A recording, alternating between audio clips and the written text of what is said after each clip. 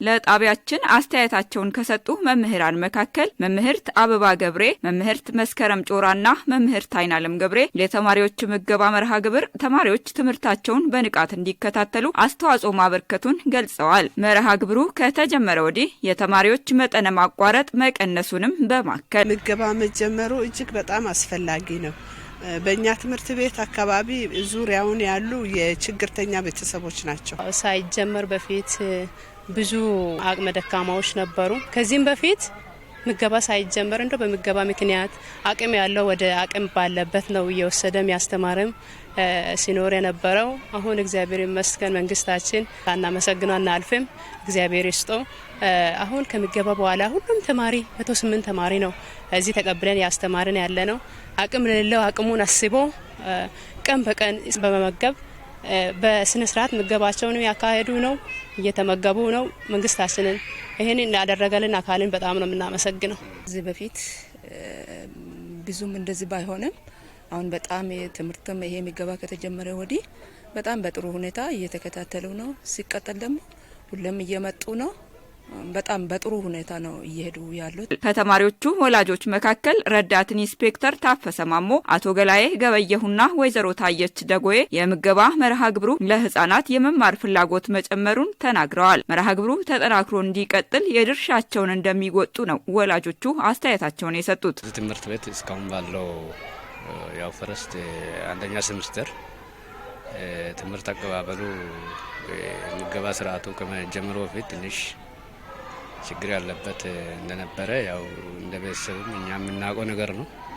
አሁን ይሄ ነገር ከተጀመረ በኋላ ለውጥ ያየው ነው መሆኑ። በቦንጋ ከተማ አስተዳደር የባርታ አንደኛ ደረጃ ትምህርት ቤት ምክትል ርዕሰ መምህር ሳምሶን አለማየሁ በበኩላቸው ትምህርት ቤታቸው 98 ተማሪዎችን በምገባ መርሃ ግብር በማሳተፍ ተጠቃሚ እያደረገ ነው ብለዋል። በመማር ማስተማር ዘርፍ ከሚስተዋሉ ችግሮች መካከል የትምህርት ጥራትን ለማስጠበቅም ድጋፍ እያደረገ መሆኑን በማከል አንደኛ ትምህርት ቤት የስፒድ ወይም የፍጥነት ተማሪዎችና የፕሪስኩል የሚማሩ ኬጂ 5 እና 6 ምገባ ፕሮግራም ተጠቃሚ ናቸው። አሁን ባለን መረጃ መሰረት አክቲቭሊ ኢንጌጅ ያደረጉት ወደ 98 ተማሪዎች የምገባ ፕሮግራም አካላቶች ናቸው። በተጨማሪም የሸታ አንደኛ ደረጃ ትምህርት ቤት ርዕሰ መምህር አክሊሉ በትሩ በበኩላቸው 144 ተማሪዎች የምገባ መርሃ ግብር ተጠቃሚ መሆናቸውን ገልጸው መጠነ ማቋረጥንና ማርፈድን ከመቀነስ አኳያ ሚናው የላቀ ነው ብለዋል። በመጀመሪያ እንግዲህ ቅድመ መደበኛና የፍጥነት ተማሪዎች አሉ።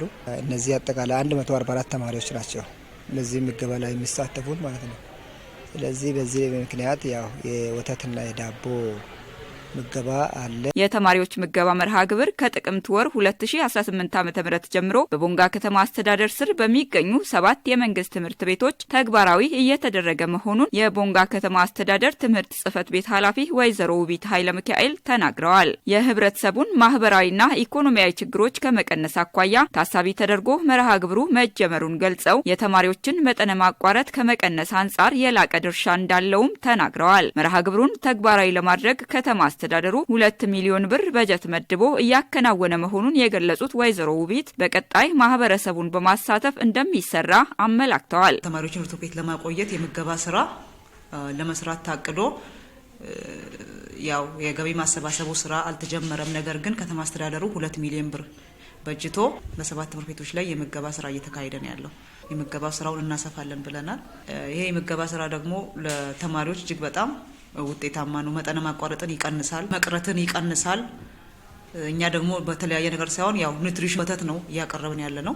ስለዚህ ወተትና ዳቦ ሲሆን ደግሞ ያለውን እንደ ባዮሎጂም ያለውን ጠቀሜታ የሚታወቅ ስለሆነ ለልጆች እጅግ በጣም የተሻለና ምቹ ሁኔታን ፈጥሮ ካለው ሁኔታ አንፃር እጅግ በጣም የተሻለ ትምህርት እየተሰጠ ነው ብለን እናስባለን። የቦንጋ ከተማ አስተዳደር ከ6 ሚሊዮን ብር በላይ በሆነ ወጪ ሞዴል ቅድመ አንደኛ ደረጃ ትምህርት ቤት በመገንባት ለህፃናት ምቹ ሁኔታ መፍጠሩን የገለጹት ኃላፊዋ ከመደበኛ ትምህርት ቤቶች በተጨማሪ 5 ማስፋፊያ ጣቢያዎች መከፈታቸውንም ተናግረዋል። ሞዴል ቅድመ አንደኛ በ2018 እንደ ቦንጋ ከተማ ስራ ጀምሯል። ግንባታው በ2017 ነው የተጀመረው።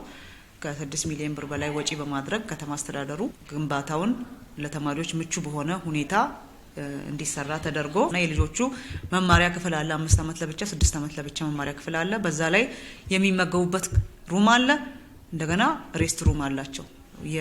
የርዕሰ መምህሩ ቢሮም ሁሉ ተደራጅቶ በጣም በበቂ ሁኔታ ዲዛይኑ ተቀርጾ መጥቶ ስራ ላይ ውሏል። የቀረው ስራ ምንድነው? የአጥር ስራ ነው።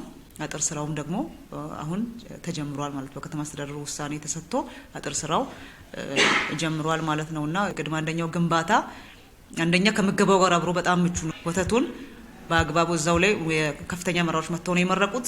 ልጆቹንም አይተው በእለቱ ዕለት የነበረው የወተት መርሃ ግብርም ለህፃናቶች አንድ ላይ ተካሂዶ ነውና የክፍሉ ምቹ መሆን ልጆቹን ዘና ብለው እንዲማሩ በተለያየ ነገር የሚያበረታቸው ነውና 17 እስኪገባደድና 18 ጅማሮ ላይ እንደ ቦንጋ ከተማ አስተዳደር መንግስት ከፍተኛ ትኩረት ሰጥቶ ነው ትምህርት ላይ እየሰራ ያለው። በአንዳንድ ትምህርት ቤቶች ውስጥ የሚስተዋለውን የመሰረተ ልማት እጥረት ለማስተካከል ይሰራል ያሉት ወይዘሮ ቢት ሌሎችንም ተደራሽ ለማድረግ በትብብር የሚሰራ በመሆኑ ሁሉም ባለድርሻ አካላት የድርሻቸውን እንዲወጡ ጥሪ አቅርበዋል።